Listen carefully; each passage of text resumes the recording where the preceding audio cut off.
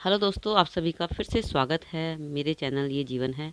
और आज एक और नई कहानी आपके लिए लेकर आई हूँ। तो कहानी थोड़ी सी भी अच्छी लगे तो लाइक ज़रूर कर देना, और चैनल पर नए आए हैं तो चैनल को सब्सक्राइब जरूर कर दीजिएगा और बेल को भी दबा दीजिएगा ताकि आपको सारी कहानियों का नोटिफिकेशन आता रहे, आप कोई भी कहानी मिस ना कर पाएँ।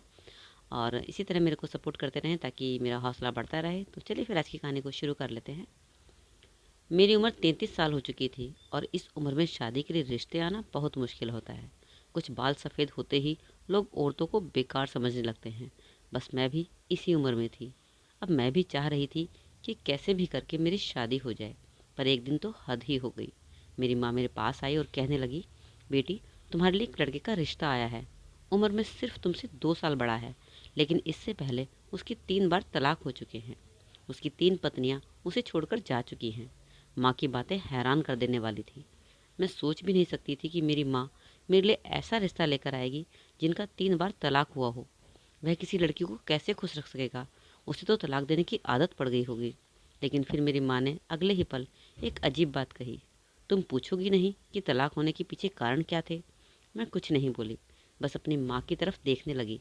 मेरी माँ खुद ही बताने लगी कि बेटा, एक लड़का है, उसके घर में ना माँ है ना बहन, बस एक बूढ़ा बाप है और उसकी उम्र 60 साल है।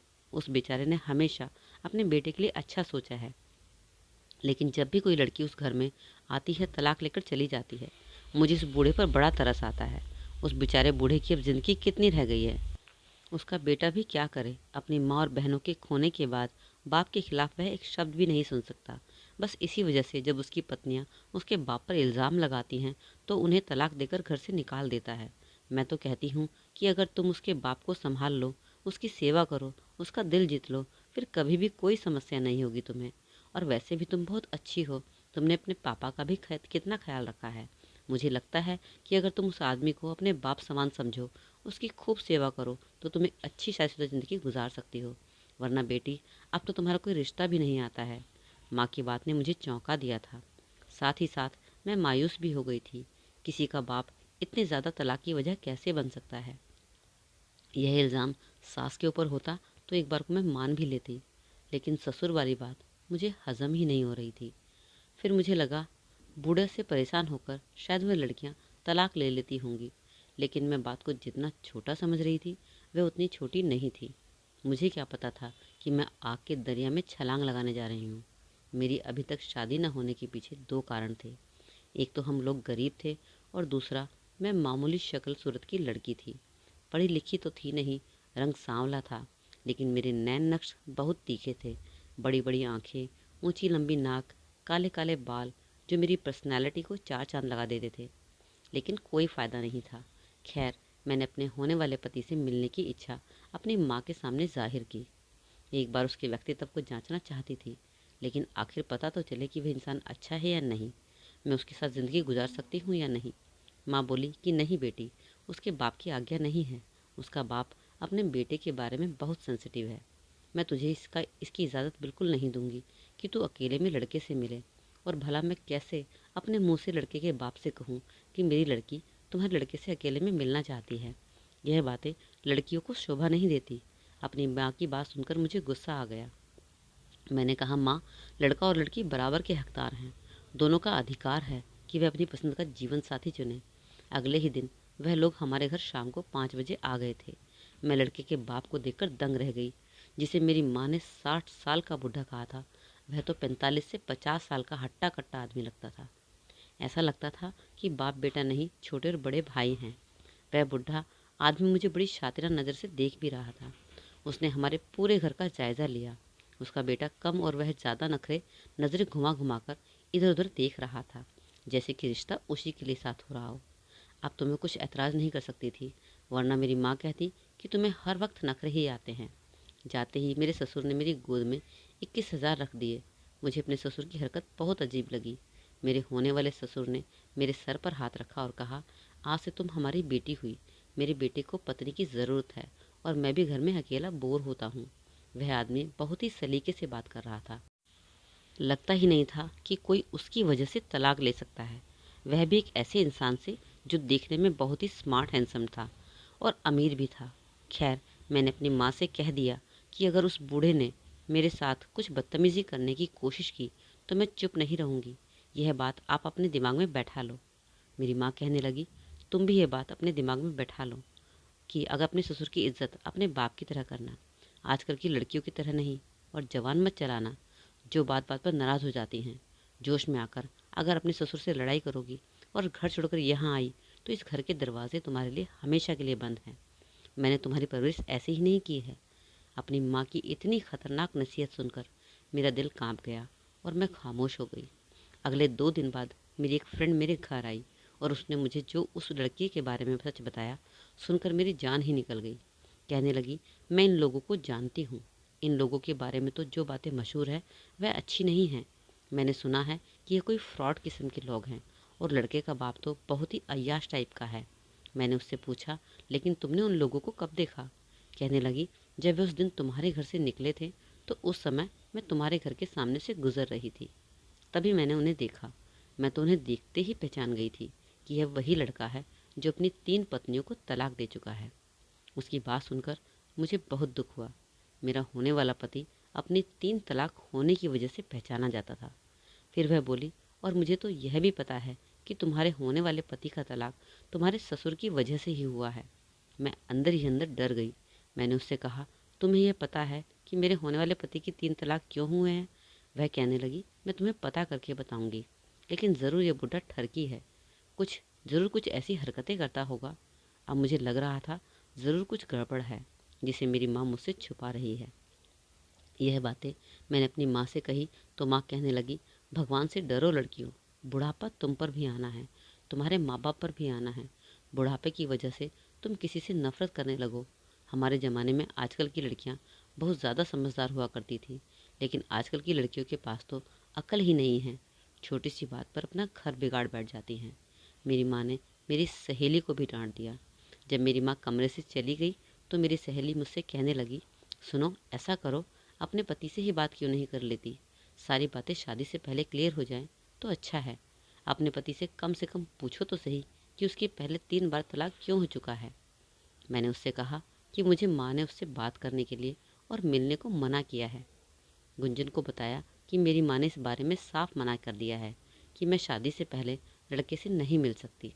इस पर वह कहने लगी कि फिर तुम ऐसा करो, शादी की पहली ही रात उससे सब कुछ सच सच पता कर लेना, और थोड़ा सा भी शक हो तो उसके साथ आगे ज़िंदगी गुजारने की कोई ज़रूरत नहीं है। तुम पहले ही दिन उसे छोड़ आना। नर्क में जलने से अच्छा है कि थोड़ी सी बदनामी उठा लेना। उसकी बात सुनकर अब मुझे डर लगने लगा था। अब तो मैं शादी के लिए इनकार भी नहीं कर सकती थी, क्योंकि कार्ड भी छप चुके थे। वैसे तो बहुत ही छोटा सा फंक्शन रखा गया था। माँ ने बस कुछ गिने चुने लोगों को ही शादी में बुलाया था, लेकिन खबर तो फिर भी सबको हो गई थी कि मेरी शादी एक ऐसे इंसान से हो रही है जो अपनी 3 पत्नियों को छोड़ चुका है, वह भी अपने बूढ़े बाप की वजह से। मैं बहुत ज़्यादा डरी हुई थी। मैंने भगवान से प्रार्थना की, भगवान मेरे घर को बचाए रखना, मेरी ज़िंदगी बर्बाद होने से बचाना, मुझे इतनी सहन शक्ति देना कि मैं अपने पति का दिल जीत सकूं। मैं अपने ससुराल चली आई। शादी की पहली रात जब राकेश मेरे पास आए तो कहने लगे, तुम्हें यहाँ डरने की कोई ज़रूरत नहीं है। आज से तुम इसे अपना घर समझो और तुम यहाँ की मालकिन हो। तुमसे पहले मैंने 3 लड़कियों को तलाक दिया है। यह बात तुम्हें ज़रूर पता होनी चाहिए, लेकिन जिस कारण से मैंने उन 3 लड़कियों को तलाक दिया है, मैं चाहूँगा कि वह कारण भी तुम पैदा ना करो।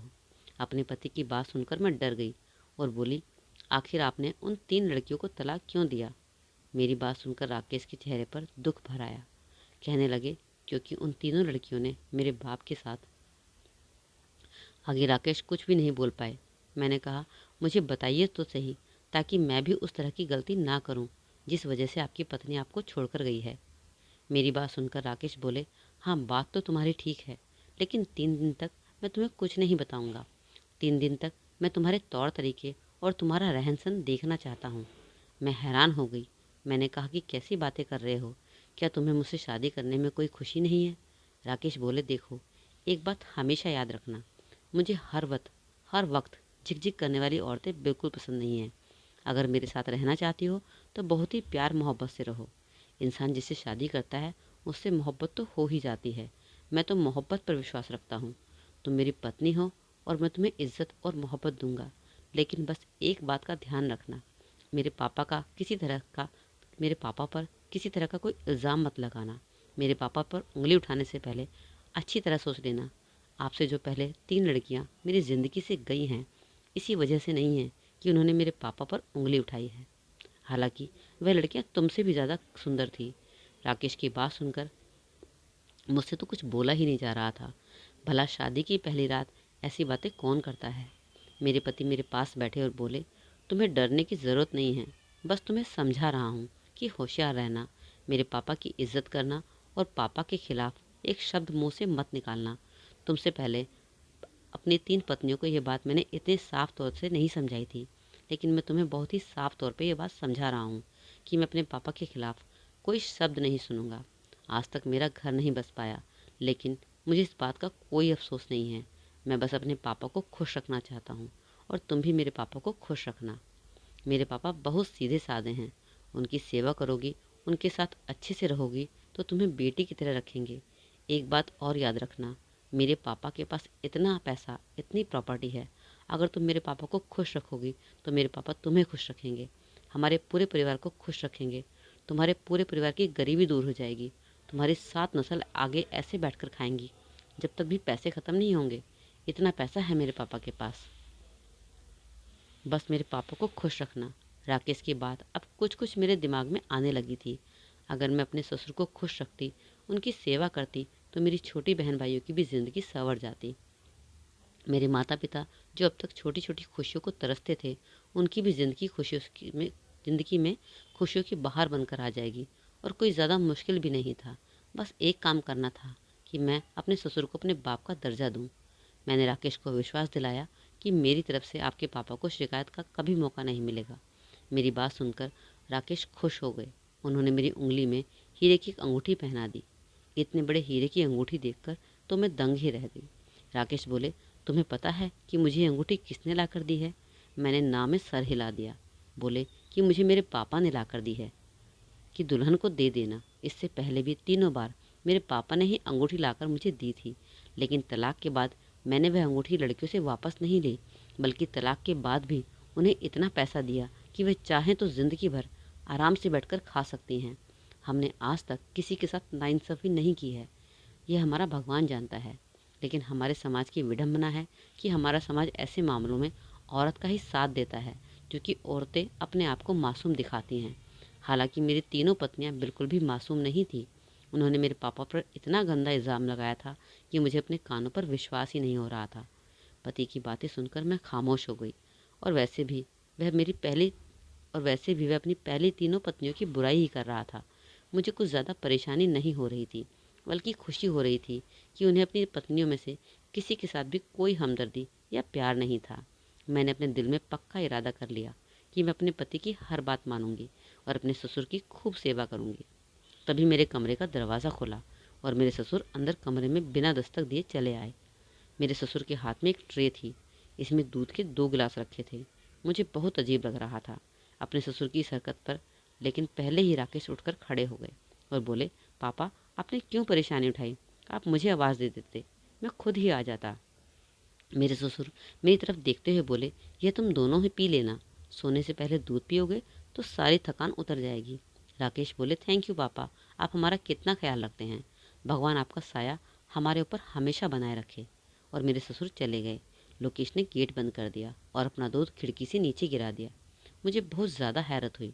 मैंने पूछा, आपने दूध क्यों फेंक दिया? तो कहने लगे, असल में मुझे दूध पसंद ही नहीं है।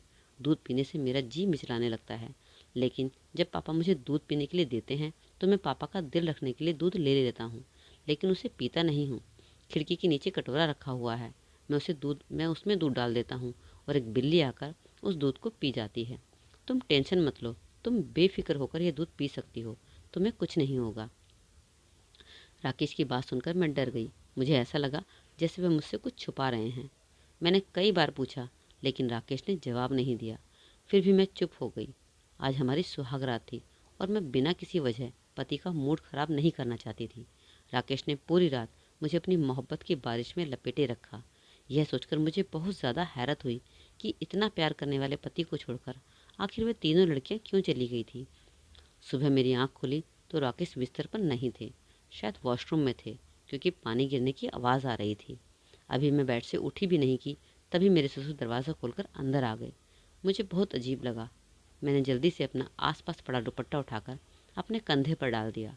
मुझे अपने ससुर की हरकत पसंद तो नहीं आई थी, लेकिन फिर भी मैं चुप रही। एक रात की दुल्हन थी, कुछ कह भी नहीं सकती थी। और दूसरी बात, वह मेरे के पिताजी थे और उन्होंने साफ कह दिया था कि मेरे पिताजी को कभी कोई शिकायत का मौका मत देना। मैं चुप रही। मेरे ससुर आगे बढ़े और उन्होंने मेरे सर पर एक लाल रंग की चुन्नी डाल दी और बोले, बेटी, यह एक बहुत ही शुभ चुन्नी है। तुम्हारी शादी का पहला दिन है, तुम इसे पहने रखना। तुम्हारी ज़िंदगी खुशियों से भर जाएगी। तुम्हारी ज़िंदगी में कोई दुख नहीं होगा। मैंने अपनी अपनी और बहू को भी सुबह सुबह ये चुन्नी ला कर दी थी, लेकिन उन्होंने मुझे कमरे से बेइज्जत करके निकाल दिया था और ये चुन्नी लेने से मना कर दिया था। लेकिन मुझे तुम पर पूरा विश्वास है कि तुम ऐसा नहीं करोगी। तुम मुझे बहुत सीधी सादी और संस्कारी बच्ची लगती हो। मुझे विश्वास है कि तुम मेरे बेटे को सच्ची खुशी दोगी। ऐसा कहकर मेरे ससुर ने मेरे माथे को चूम लिया। मैं तो हक्का बक्का रह गई। जबकि एक बाप अपनी बेटी को प्यार करता है तो उसके माथे को चूमकर उसे प्यार करता है और आशीर्वाद देता है।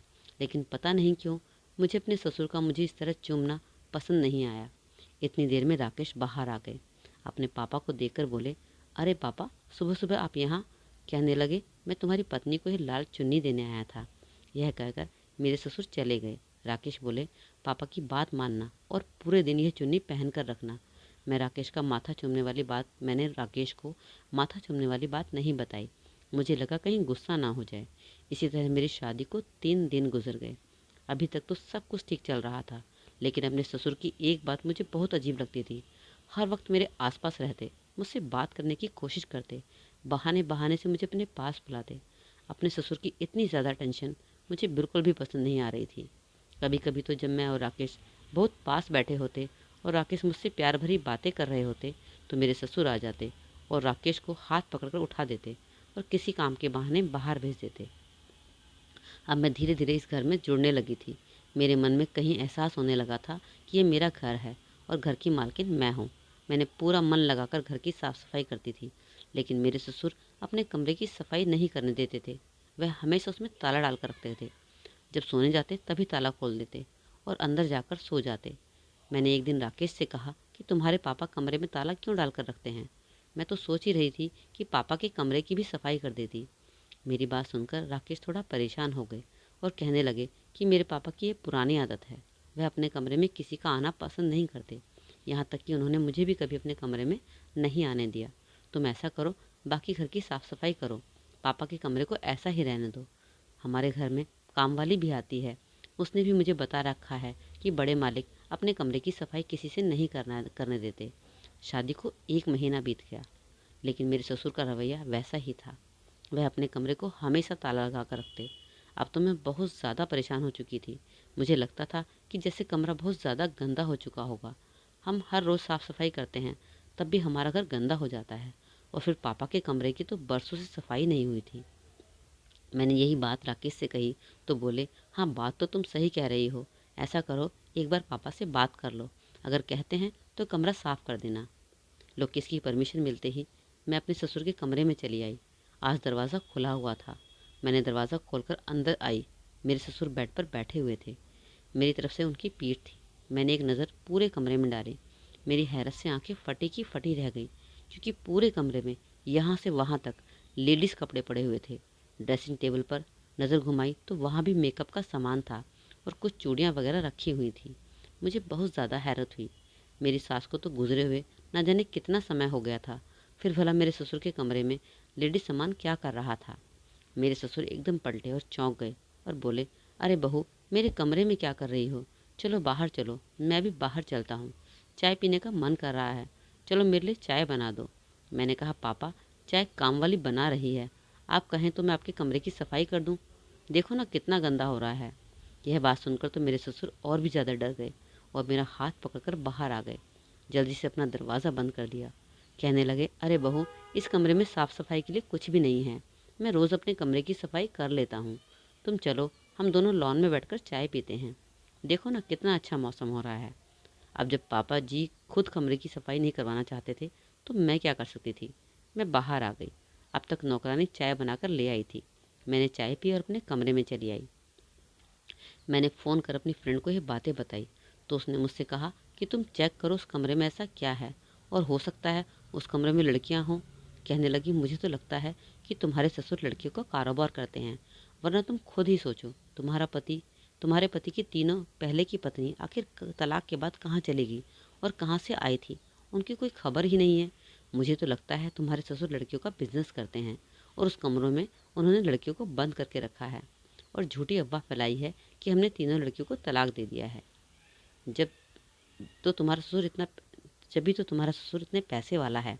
उसकी बात सुनकर मुझे भी लगा कि ज़रूर दाल में कुछ काला है।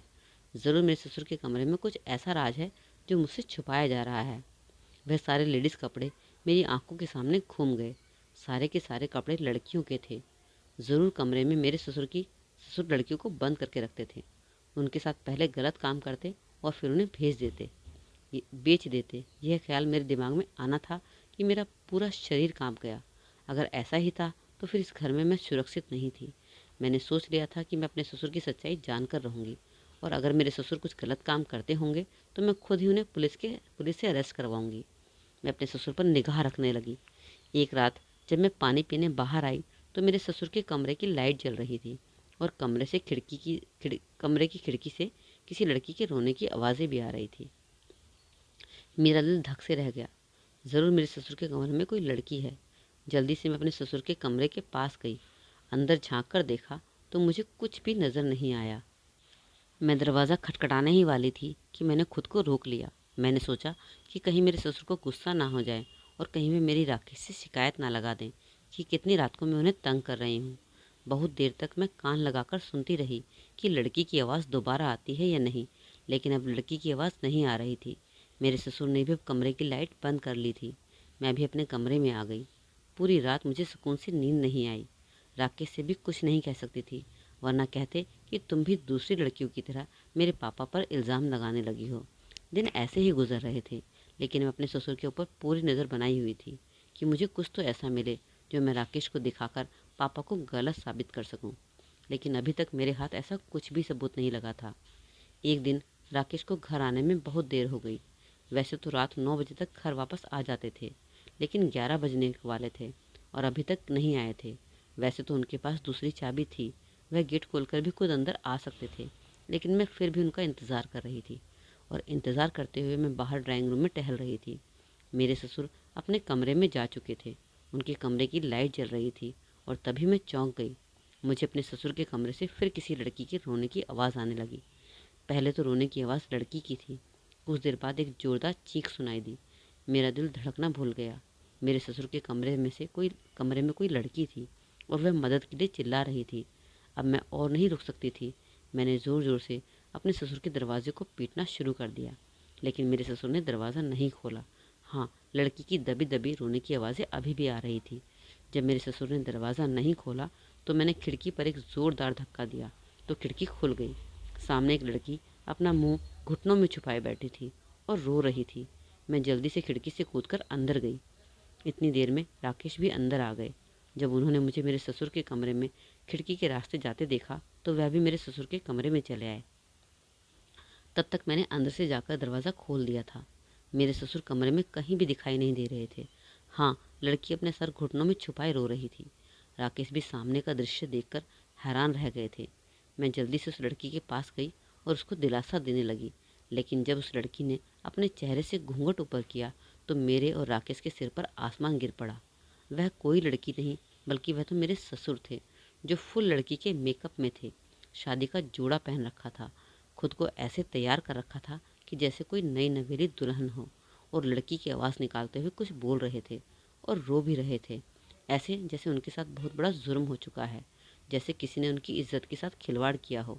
अपने पापा को इस तरह रोते देखकर राकेश की आंखों में आंसू आ गए। वह जल्दी से अपने पापा के पास आए और उन्हें चुप कराया। इतनी देर में मेरे ससुर बेहोश हो चुके थे। राकेश जल्दी से उन्हें अस्पताल लेकर गए। डॉक्टर ने बताया कि उनकी दिमागी हालत ठीक नहीं है, किसी बात का बहुत ज़्यादा स्ट्रेस लेते हैं। और फिर राकेश ने मुझे एक बरसों पुरानी कहानी सुनाई, जिसे सुनकर मेरी आंखों में आंसू आ गए। लोकेश ने बताया कि हम 2 बहन भाई थे। मेरी बहन मुझसे 2 साल बड़ी थी। मेरी माँ हम दोनों बहन भाइयों को छोड़कर बचपन में ही चली गई थी। मेरे पापा ने ही माँ और बाप दोनों का प्यार दिया था। हमारी वजह से दूसरी शादी भी नहीं की थी। धीरे धीरे हम दोनों बहन भाई बड़े हो गए और फिर मेरी बहन का रिश्ता भी हो गया। मेरी बहन की शादी होने वाली थी। उस रात मेरी बहन दुल्हन बनी बैठी अपने कमरे में थी। उसकी बारात भी आने वाली थी। तभी कुछ डाकू हमारे घर में घुस गए। वह शायद पुलिस से बचने के लिए हमारे घर में छुपने के लिए आए थे। वह 5 डाकू थे और मेरी बहन के कमरे में घुस गए।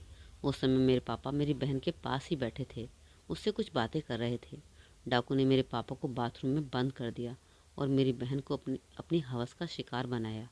मेरी बहन चीखती रही, चिल्लाती रही, लेकिन बाहर डीजे की वजह से इतनी आवाज़ थी कि किसी ने मेरी बहन और पापा की चीख की आवाज़ सुनी ही नहीं। पांचों डाकू अपनी मनमानी करके और मेरी बहन की ज़िंदगी खराब करके चले गए थे। जब मेरे पापा ने अपनी बेटी की उजड़ी हुई हालत देखी तो उस समय उनका दिमागी संतुलन बिगड़ गया। वह चीख मारकर बेहोश हो गए थे। किसी भी बाप के लिए एक सदमा बहुत बड़ा होता है कि उसकी बेटी की इज्जत उसकी आंखों के सामने खराब हो। मेरी बहन को डॉक्टर के पास ले जाया गया, लेकिन मेरी बहन को बचाया नहीं जा सका। धीरे धीरे पापा कुछ नॉर्मल तो हो गए, लेकिन मेरी बहन वाला हादसा उनके दिमाग पर बहुत बड़ा असर किया था। धीरे धीरे दिमागी मरीज बन चुके थे। मैं अपने पापा को कभी भी हर्ट नहीं कर सकता था, उनकी सारी बातें मानता था, लेकिन मैं भी आज तक अपने पापा के कमरे में कभी नहीं आया था और ना ही मुझे पता था कि वे इस तरह दिमागी तौर पर पूरी तरह पागल हो चुके हैं। मैंने जब उन्हें आज देखा तो मेरे सामने पिछला सारा नज़ारा घूम गया और मुझे सारी बात समझ में आ गई। लोग इसकी बात सुनकर अब सारी गुत्थी सुलझ चुकी थी। मेरे ससुर गलत नहीं थे। मेरे ससुर जब भी मेरे करीब आते थे तब वह मुझे अपनी बेटी के रूप में देखते थे। उन्हें अपनी मरी हुई बेटी मुझ में दिखाई देती थी। मेरी तीनों सौतनों के साथ भी शायद यही मेरे ससुर का रवैया था और मेरे तीनों सौतनों ने मेरे ससुर के इस रवैये को गलत रंग दे दिया। और जैसा कि एक बार मेरे मन में भी गलत ख्याल आया था, लेकिन मेरे ससुर की मंशा गलत नहीं थी। उन्हें अपनी बहू में अपनी बेटी नज़र आती थी और इसलिए वे अपनी बहू की ज़्यादा से ज़्यादा करीब रहने की कोशिश करते और उसको बहुत प्यार करते।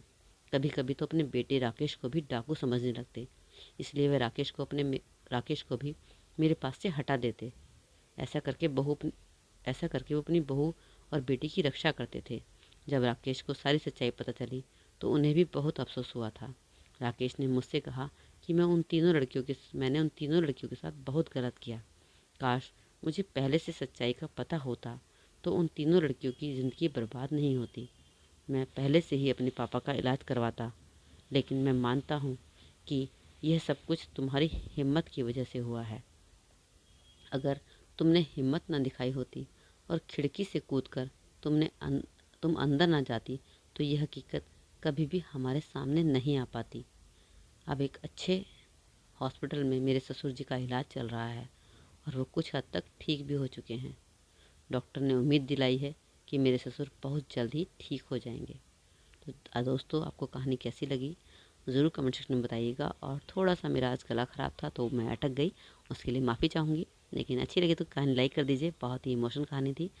ज़रूर किसी ना किसी से ये जुड़ी ज़रूर मिलेगी होगी घर से। तो चलिए फिर मिलते हैं अगली कहानी में एक नई वीडियो के साथ, एक नई कहानी के साथ।